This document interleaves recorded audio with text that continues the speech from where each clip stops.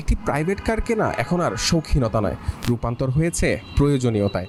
অনেকের বাবা শখ থাকে একটি গাড়ি কেনার, তবে বর্তমানের এই ডলার জটিলতার কারণে পর্যাপ্ত গাড়ি ইম্পোর্ট করতে পারছেন না ব্যবসায়ীরা, যার প্রভাব পড়েছে ক্রেতা এবং বিক্রেতাদের মাঝে। টয়োটা কোম্পানির জনপ্রিয় মডেল এলিয়ন ও প্রিমিয়র উৎপাদন বন্ধ হওয়ায় দাম যেমন বৃদ্ধি পেয়েছে, ঠিক তেমনি গ্রাহকেরা ঝুঁকছেন নতুন মডেলের প্রতি। এখন বর্তমানে এলিয়ন প্রিমিয়র জাপানে ম্যানুফ্যাকচার বন্ধ হয়ে গেছে।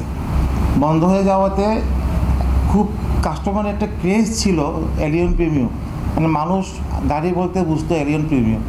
ওটা এখন আকাশচুম্বী দাম, সোনার হরিণের মতো হয়ে গেছে। মানে সর্বনিম্ন প্রাইস একদম লো ক্যাটাগরি একটা এলিয়নের প্রাইস 39-40, হাইয়ের উপরে গেলে যেটা একদম সবচেয়ে ভালো 50 লাখ টাকা। তো ওই রেঞ্জে এখন জিপ পাচ্ছে বর্তমানে। করলা ক্রস নামে একটা মার্কেটে একটা জিপ আসছে করলা কোম্পানির, যেটা 20 থেকে শুরু, যেমন 40, 45, 47, 48, 49, 50 এই রেঞ্জের মধ্যে। 24 গাড়িগুলো যেমন 50-র মধ্যে ব্র্যান্ড নিউ পাচ্ছে। তো অনেকে এই প্রিমিয়াম না কিনে ওই দিকে চলে যাচ্ছে। অর্থনৈতিক, বাণিজ্যিক ও রাজনৈতিক অস্থিরতার প্রভাব পড়েছে গাড়ির বাজারে, গ্রাহকরাও আগ্রহ হারাচ্ছেন গাড়ির প্রতি। বিগত লাস্ট 6-7 মান্থ ধরে আমাদের কাস্টমার অর্ধেক নেমে আসছে। বিকজ অফ অর্থনৈতিক ব্যবস্থা, ব্যবসা বাণিজ্য খুব মন্দা যাচ্ছে। আগে যে পরিমাণ গাড়ি কিনতো সেই পরিমাণ গাড়ি কিনতেছে না। যারা এলিয়ন প্রিমিয়ার কিনতো তারা এখন একদম না পারতে এক্সিও কিনতেছে।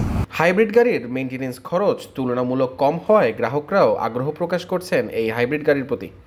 যেমন হাইব্রিড গাড়িগুলা আর নন হাইব্রিড গাড়িগুলোর মধ্যে ডিউটি ডিফারেন্স থাকাতে এখন তেলের গাড়ির থেকে হাইব্রিড গাড়ির দামগুলো কম, যার কারণে হাইব্রিড গাড়িগুলো এখন একটু মার্কেটে চলতেছে।